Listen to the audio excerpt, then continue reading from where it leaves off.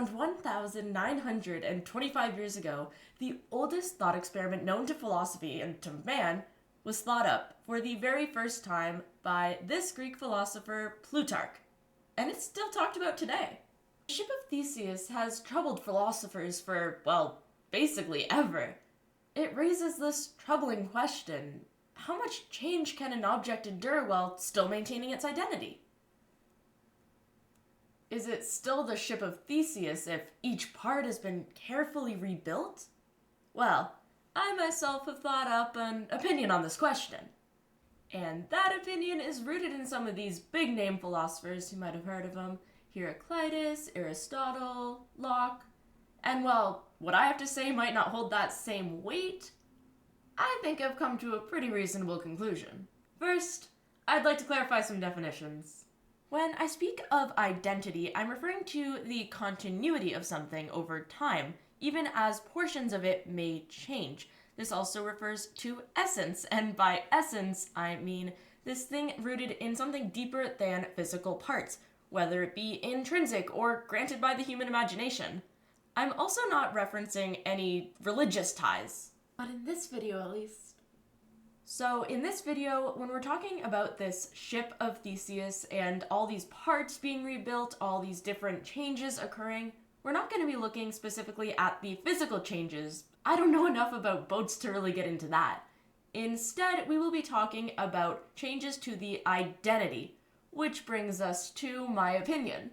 My belief is that even if you tore apart this ship, replaced each and every little board and plank and everything, it is still the same identity. And I have several arguments for this. For one, if each part of this ship, if each piece is painstakingly replaced one by one, it becomes this deeply ingrained part of the ship's identity.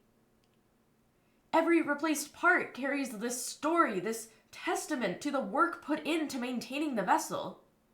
Now, this aligns with Heraclitus' idea that you can't step in the same river twice. For Heraclitus, identity is not this static form, but instead shaped through continuity, through change. Just as a river stays the same in name despite water flowing through constantly, the ship of Theseus can remain the same during maintenance. After all, replacing each part of the ship is not just this thing that happens, it's this deliberate process in maintenance representing craftsmanship, time, and effort. Another one of Heraclitus's quotes can be tied into this, as he stated, "Everything is in flux." This ship is constantly undergoing gradual change, whether that be maintenance or damage from weather or other external factors. It is much easier to look at the ship holistically rather than try and map out changes to individual parts and tie that to identity. That would take forever to map out. Now, we've been talking about replacements and identity when changing in a gradual sense, which brings me to a related question. What would happen if all parts of the ship were just simultaneously replaced, bringing out this idea of testaments to labor? Even if all the parts of the ship were somehow replaced all at once, I believe it would retain the same identity. Consider the human body, where cells complete the cycle of full regeneration once every 7 years. Now, this example is still gradual, but let's say all my cells were to just suddenly replace right now. Would I be the same person?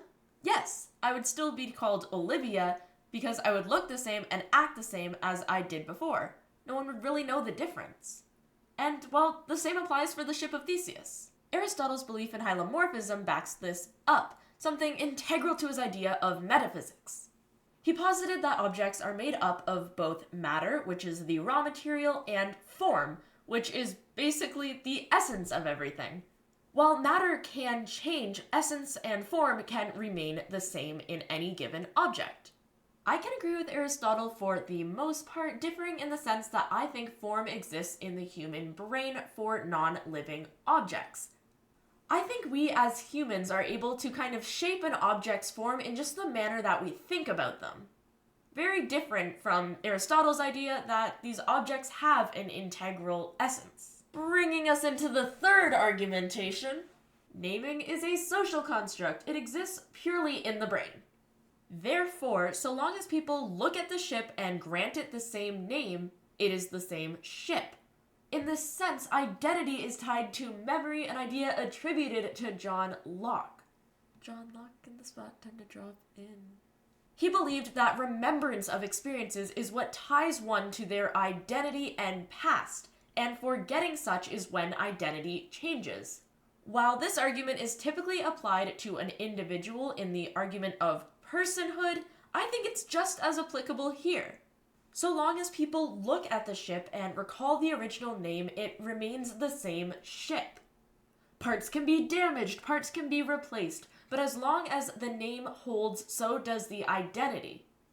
Therefore, for the identity of the ship to change, it would either have to become completely unrecognizable to everyone, or everyone who knows the name passes. Therefore, it's just gone, because the name only existed in the memory.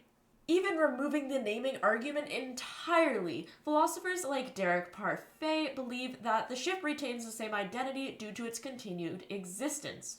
Although aspects of the ship might change, the ship's actual existence remains a static force in the world. Again, I disagree with this statement in the same way I disagreed with Aristotle. I believe that identity is not tied to the pure existence of the ship, but instead the name and the value that people place on that name. While this all seems to make sense, some counters do exist, one being from the prominent 18th century philosopher David Hume. David Hume believes that, well, no persistent identity exists. Are you kidding me? There's no persistent form through change. The only reason a ship even seems to be the same is because we think of it as the same.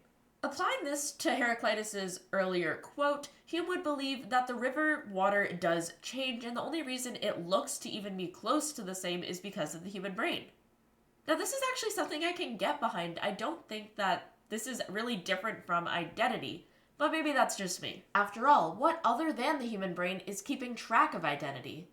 Identity exists there. In conclusion, the ship of Theseus highlights the fluid and subjective nature of identity. By drawing on insights from Heraclitus, Locke, and Aristotle, and also taking consideration from the counters of Hume, I conclude that, well, identity is this thing of human perception and not anything inherent to the object. Now, in this sense, identity is man-made and simply applied to objects. Is that something you agree with? Or let me know in the comments. And thank you for watching!